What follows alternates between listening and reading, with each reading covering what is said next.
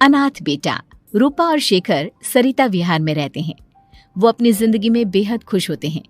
दोनों का शौर्य नाम का एक बेटा भी होता है, जिस पर दोनों ही अपनी जान छिड़कते हैं।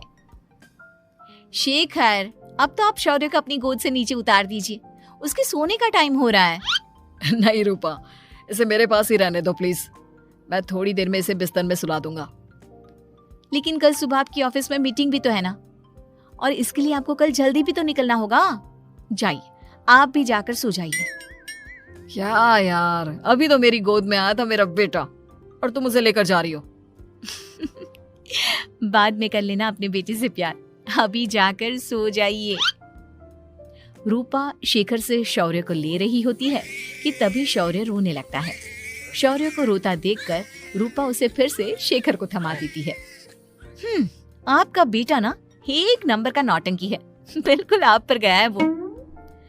साफ बोलो ना, तुम्हें जलन होती है हम दोनों बाप बेटे का प्यार देखकर।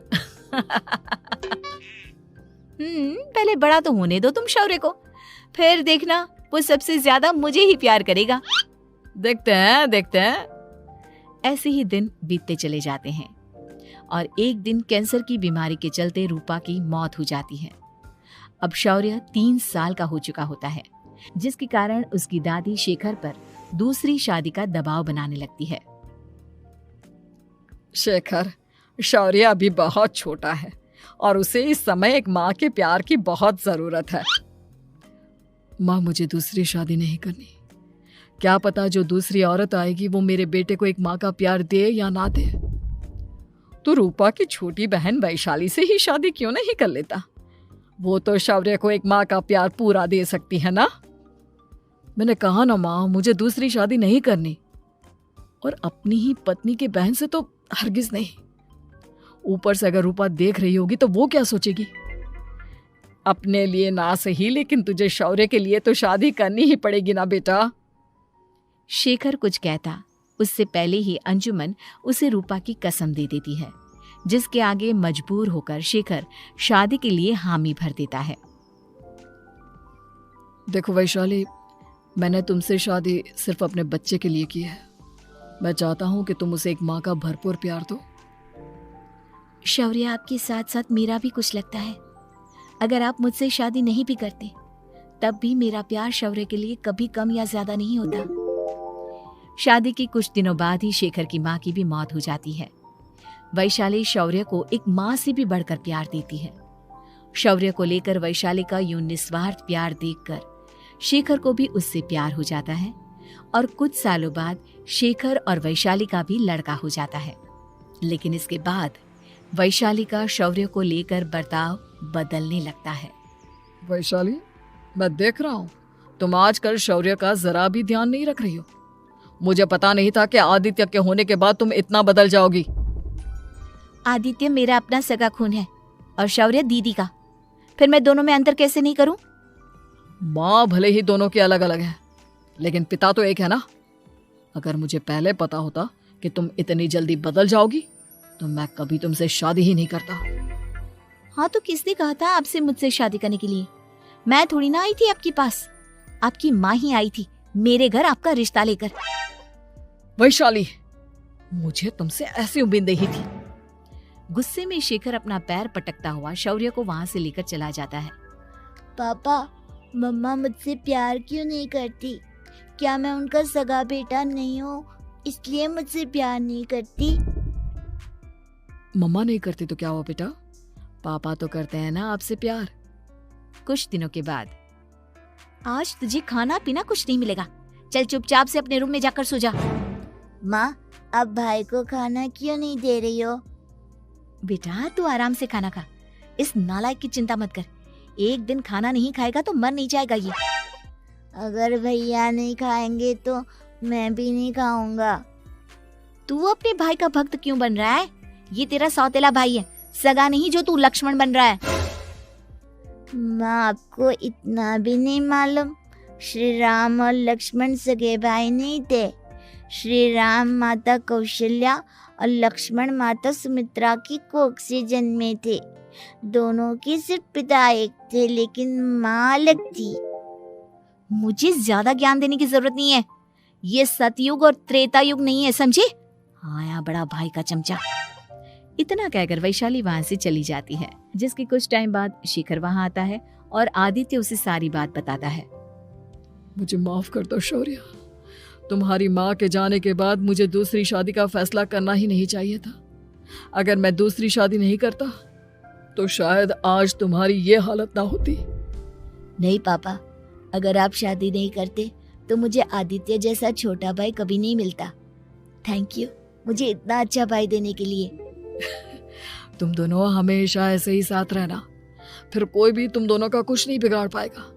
चलो मैं तुम दोनों को आइसक्रीम खिला कर लाता हूँ, बहुत भूख लग रही है ना। शिखर शौर्य और आदित्य को आइसक्रीम दिलाने लेकर जाता है।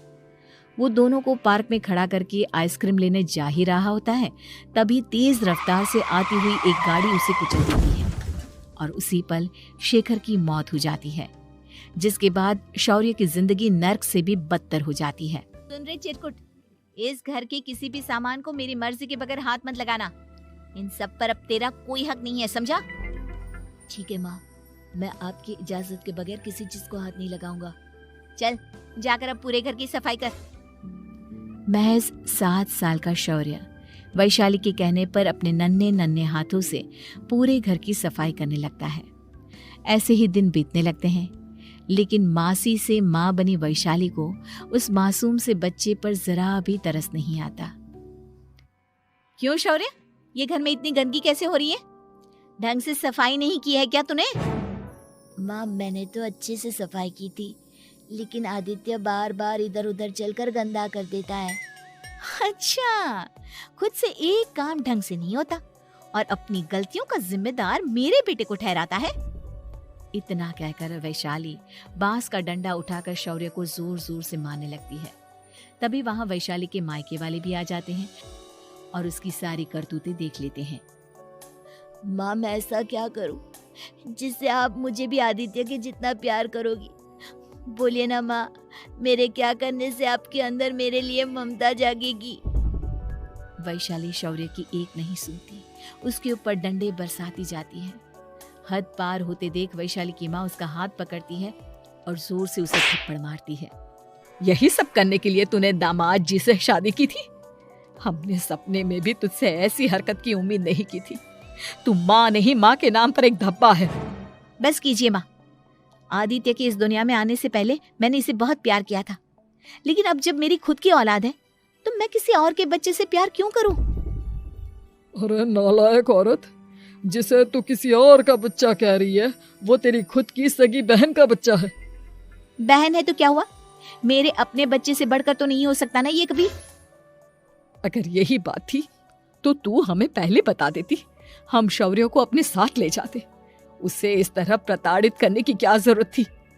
अगर आपको लेकर जाना है ना तो ले जाइए इसे, मैं नहीं रोकूंगी। नहीं माँ, मुझे कहीं नहीं जाना, मुझे आपके साथ ही रहना है। मैं तेरी कोई माँ बाबा नहीं हूँ, तेरी माँ मर चुकी है, समझा? अब निकल जा मेरे घर से। माँ अब बहुत गंदी हो, मुझे भी नहीं रहना आपके साथ, मैं भी भाई के साथ ही जाऊंगा।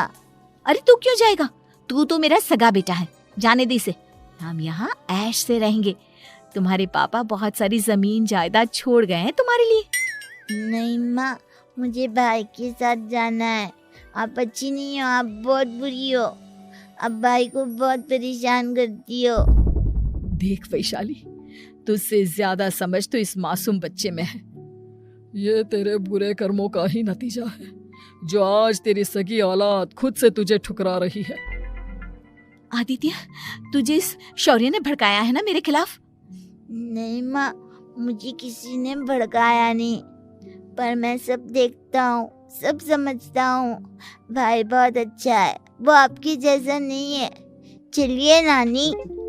इतना कहकर वैशाली के मायके वाले आदित्य और शौर्य को अपने साथ ले जाते हैं और इस तरह वैशाली बड़े से घर में अकेली पड़ जाती है। 2 बेटों के होते हुए भी आज उसे माँ कहकर बुलाने वाला कोई नहीं होता।